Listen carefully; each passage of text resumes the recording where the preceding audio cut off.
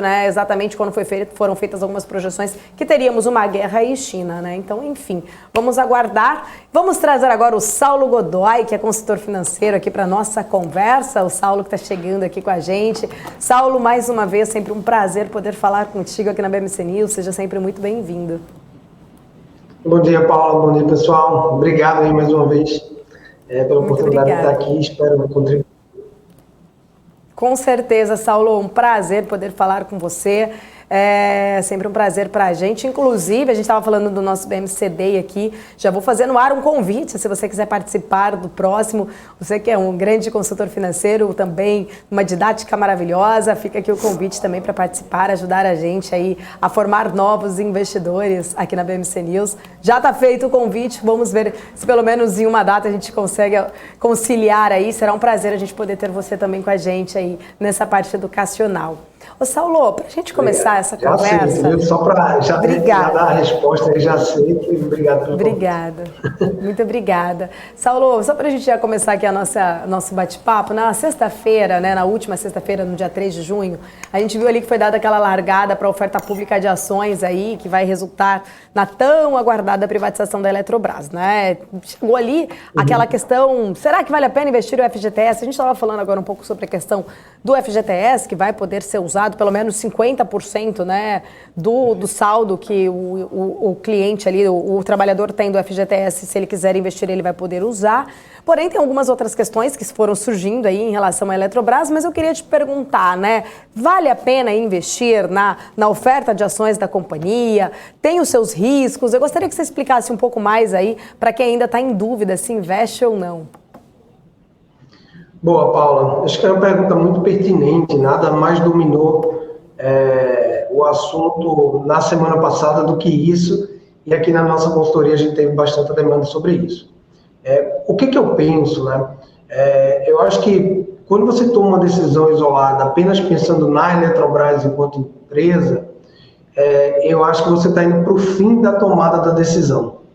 Eu acho que a decisão sobre o FGTS tem algumas camadas de decisão anteriores que deveriam ser consideradas sobre o aspecto da pessoa, do indivíduo, né? Porque eu sempre gosto de dizer que investimento é só reflexo do que a gente voltado para o mercado financeiro. Então, eu quebraria essa decisão em 3 etapas, né? Então, até alguns clientes eu falo isso, né? Se a pessoa já tem vamos dizer que você não tem uma situação imobiliária resolvida na sua vida, eu acho que se você puder usar esse recurso para dar uma entrada no financiamento de um imóvel, né, tentar abater logo de início, ou abater o saldo devedor, ou também abater as parcelas, eu acho que esse é o melhor uso do FGTS, tá? Porque ele é um dinheiro de caráter de aplicação, de renda fixa, e, querendo ou não, o custo de apartamento, o custo imobiliário na vida de todo mundo é um custo muito alto. Então, o esforço para você diminuir ou eliminar essa dívida da sua vida deveria ser feito através do benefício do FGTS. Se você não tem mais essa situação na sua vida, você tem o seu apartamento, está tudo certo, eu acho que você deveria ir para a segunda etapa da decisão, né? Qual o seu risco de empregabilidade, né? Eu não tenho risco baixo de ser demitido, né? Então, ok, eu tenho um risco alto, esse dinheiro que está no meu FGTS é um dinheiro, caso ocorra um desligamento da empresa, ele pode me ajudar financeiramente. Então, eu acho que isso tem que ser balizado também. Então, essa é a segunda etapa da decisão individual. Partindo do princípio que investir em Eletrobras é uma escolha individual, ou seja, você já tem seu imóvel pago, você tem reserva de emergência, você tem alta empregabilidade, eu acho que você deveria considerar. E em considerando investir na Eletrobras, a gente sabe que tem um limite de 50% e tem a carência de 12 meses também, então é bom saber que você vai ficar exposto à renda variável 12 meses. Eu não colocaria mais de 5% de concentração em um único ativo de total do meu patrimônio. Então, se 50% do seu FGTS representa 5% ou mais, eu não extrapolaria isso, porque a gente sabe que uma concentração de 10% em um único ativo, um ativo que ele tem reflexo político, para algumas pessoas que não têm o perfil adequado, pode ser muito prejudicial ao carrego dessa posição. Entrando na Eletrobras, enquanto tese, você tem uma tese, né?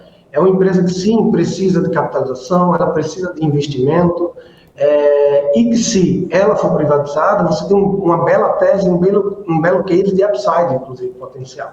Então, pensando nisso, se você já tem tudo coberto, reserva de emergência, seu imóvel próprio, eu investiria até 5% do meu patrimônio, sim, sempre ponderando as decisões a partir do indivíduo e considerando que o melhor uso do FGTS, eu acho que é para quitar o seu imóvel, comprar o seu imóvel e também cuidar de você em caso de demissão. Então, considerando isso, tem uma matriz de decisão que individualmente cada um vai saber tomar. Saulo, agora é Débora aqui, Oliveira, falando com você. Eu quero até, antes de fazer a próxima pergunta, para te trazer uma informação aqui em relação, já que a gente está falando sobre a Eletrobras, né? Os papéis da companhia estão caindo, estou até aqui dando uma acompanhada, Elet 3, Elet 6. Elet 3 agora conseguiu estar virando de novo para o positivo, 0,31%, mas Elet 6 continua aqui numa queda nesse momento, com papel cotado a R$ 41,93. Isso depois da notícia de que a Assembleia, que estava prevista para os debenturistas em relação àquele caso de Furnas, né, ter sido suspensa, e essa informação foi divulgada mais cedo, que a Justiça Estadual do Rio de Janeiro decidiu, então, suspender essa Assembleia Geral de Debenturistas de Furnas, que é subsidiária da estatal. Essa reunião estava marcada para hoje às 11 horas da manhã.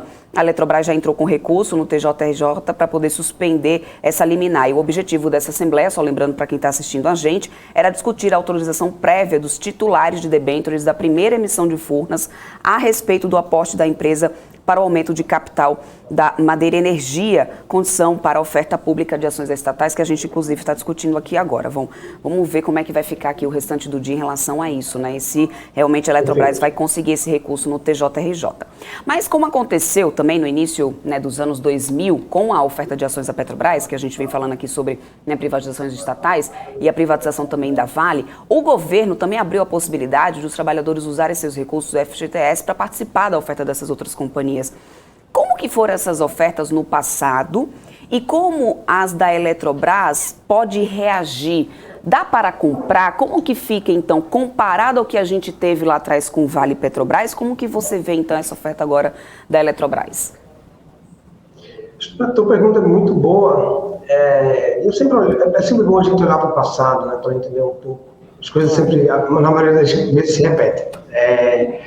E tem um dado, eu não estou com ele, mas eu vi esse dado de que todas as ofertas públicas que foram utilizadas para a FGTS, elas trouxeram ganhos adicional acima da TR. Né? Então, dos 3% mais TR, que é o quanto rende o FGTS. Né? Então, se você olha para o passado, nessa perspectiva, porque você não pode comparar um CDI, você precisa comparar ao que rende o FGTS, foi um acerto ter usado o recurso, né, do FGTS para isso. Né? E o que a gente tem que olhar é para frente. Né? Acho que toda decisão de investimento e o fato de ser o FGTS a fonte geradora para a compra disso, não deixa de ser uma decisão de investimento. Não deixa de ser uma decisão de case, não deixa de ser uma decisão que tem risco. A gente sabe que todos os riscos, você acabou de materializar um risco, né? E todos os riscos, eles acabam estando mais na ordem política, né, do Estado, enfim. Então, você vê que o Rio de Janeiro interfere. Então, eu acho que você tem que tomar a decisão de investimento baseado no risco, né, e no retorno potencial. Se tem uma privação da Eletrobras, é claro que a gente está falando que tem um case de upside, né? Então, a gente tem que ver qual é o valor justo. O mercado diz que é algo entre 20 e 30 para um ano, né? Então, versus o custo de oportunidade que eu tenho para um ano, que é um CDI, acho que você tem um prêmio de risco interessante em fazer essa aplicação. Né? E você tem que considerar um ano porque você tem a carência para poder sair. Né? Se você quiser gerar uma liquidez desse papel da Eletrobras que você vai comprar, você tem que esperar minimamente um ano. Caso você venda, esse dinheiro volta para o seu FGTS.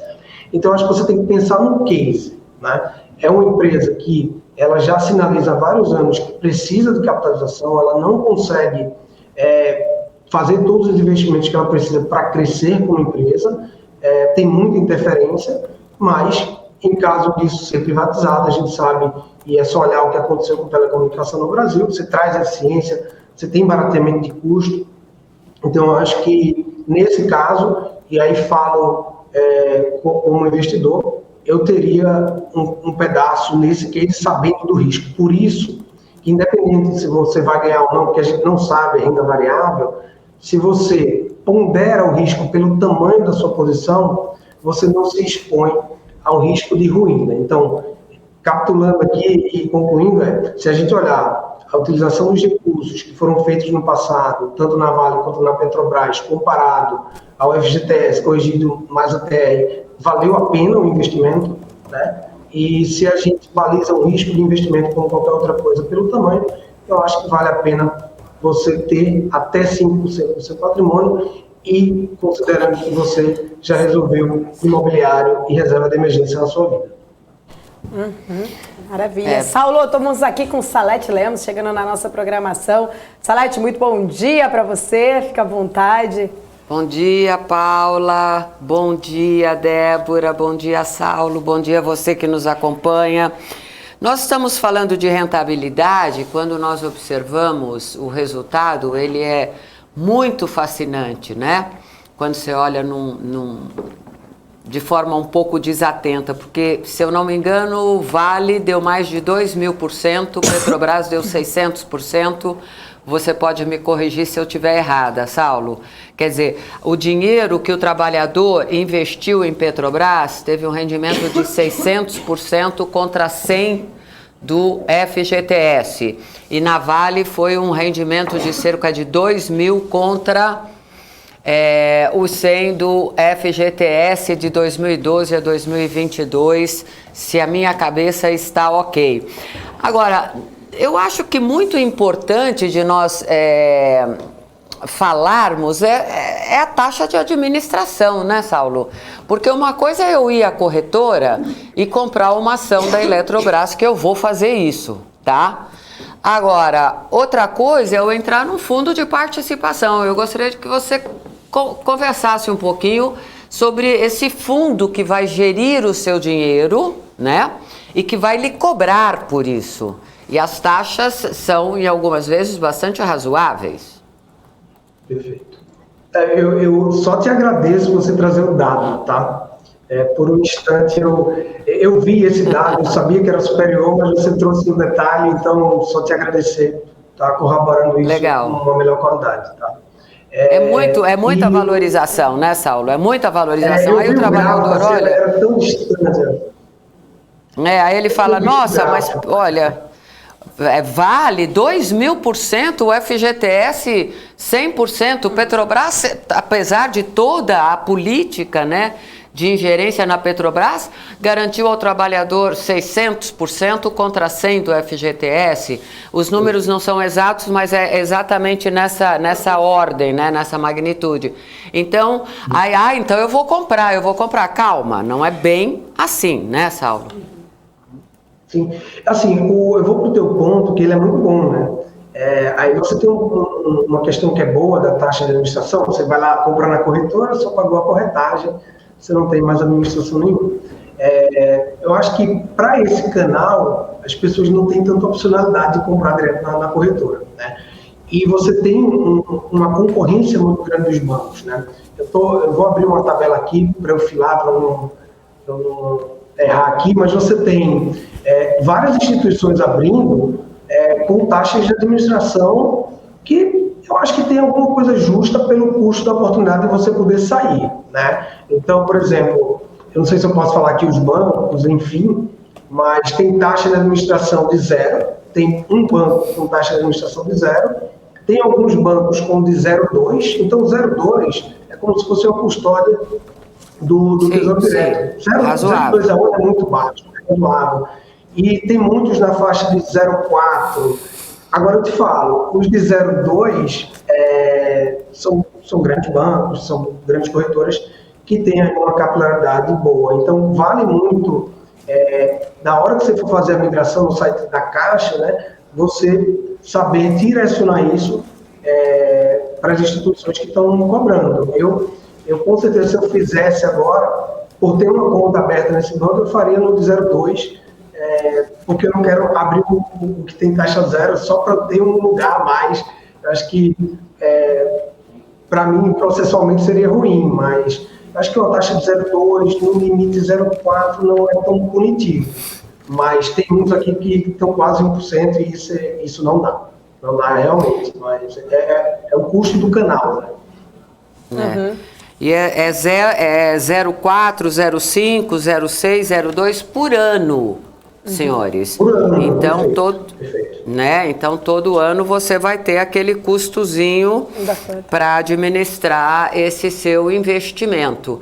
E muito interessante lembrar os trabalhadores que eles necessariamente terão de ficar 12 meses independente do que acontecer com o preço da ação. A tendência é de valorização, né, Paula? E volta também para a conta do FGTS, tem que lembrar isso, ele não vai poder sacar esse dinheiro e utilizar nem o ganho que ele teve ali, né?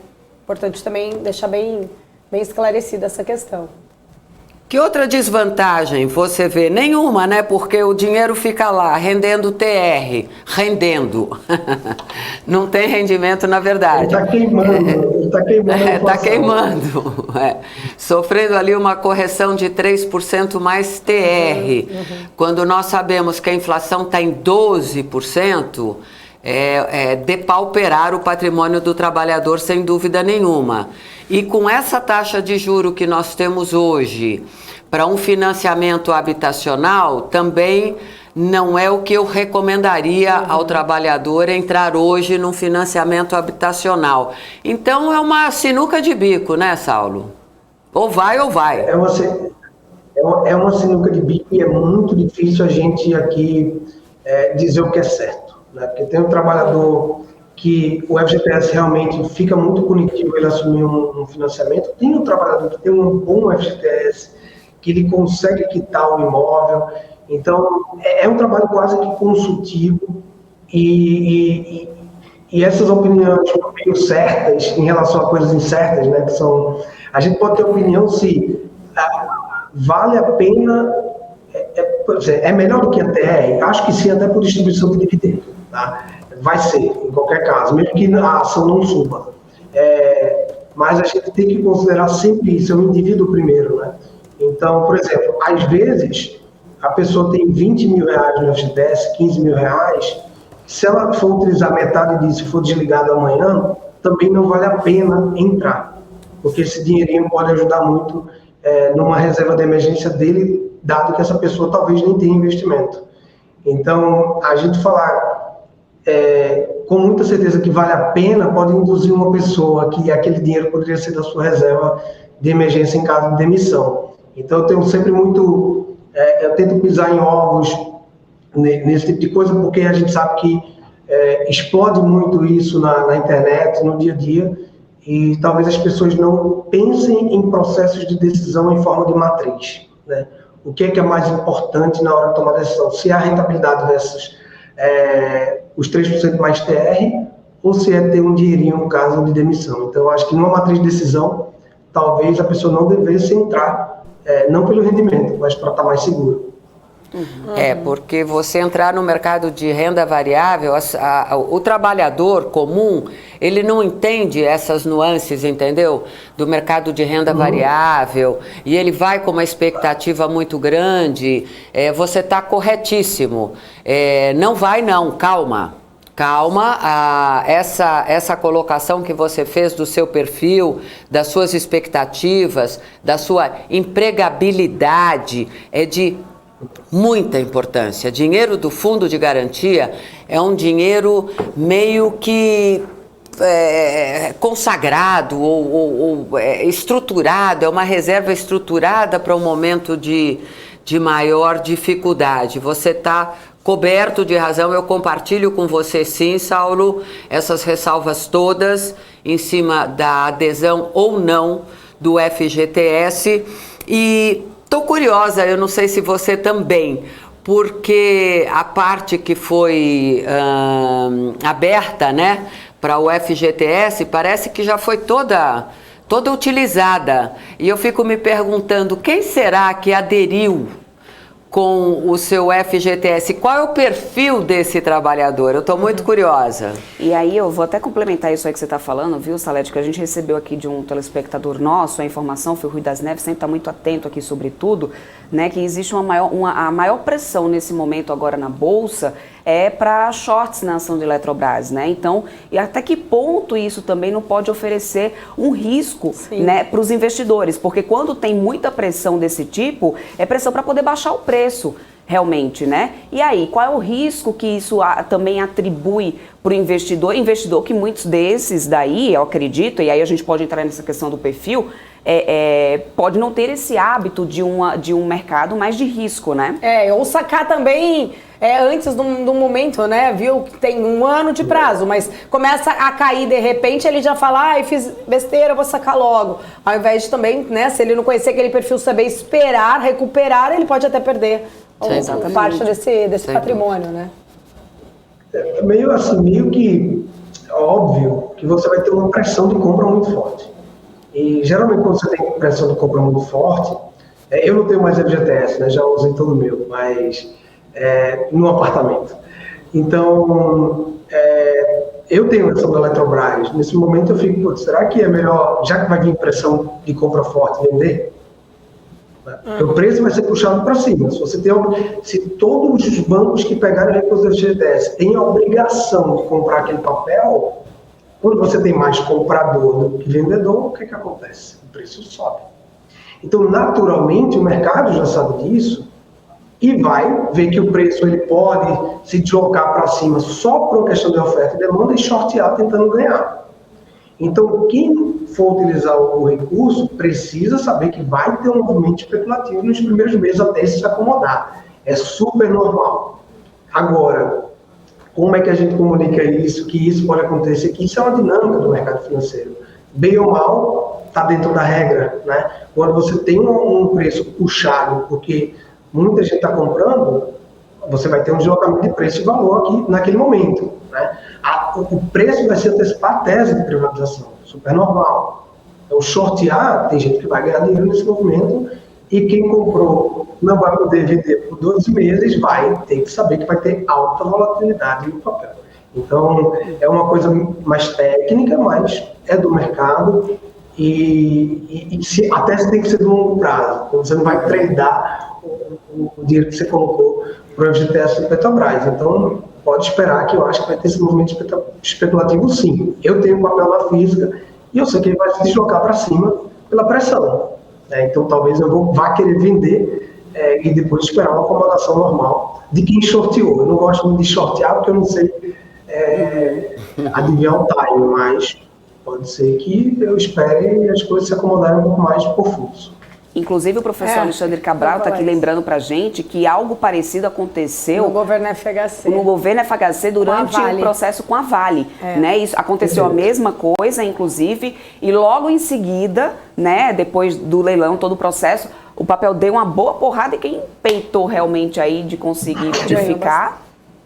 Ganhou mais ou menos o que você está pensando aí, porque ele Saulo. falou, né, o Cabral estava até explicando aí, que o mercado, ele alugando essas ações, vendendo a cotação do mercado, joga para baixo. Isso. Os grandões jogando o preço para baixo, com o objetivo de fazer aí um leilão para baixo, tentando assustar as pessoas físicas para não entrarem. Aí foi quando ele deu esse exemplo, no FHC aconteceu a mesma coisa com a Vale, quem peitou conseguiu ter um bom rendimento. Mas aí você tem que conhecer um pouquinho também do seu perfil, né, e peitar, né? É isso. Caiu o microfone da Salete, mas tudo bem, tá tudo certo. Ô Saulo, quero agradecer a sua opinião aqui, sua conversa com a gente, sempre muito legal, pertinente. Obrigada mais uma vez.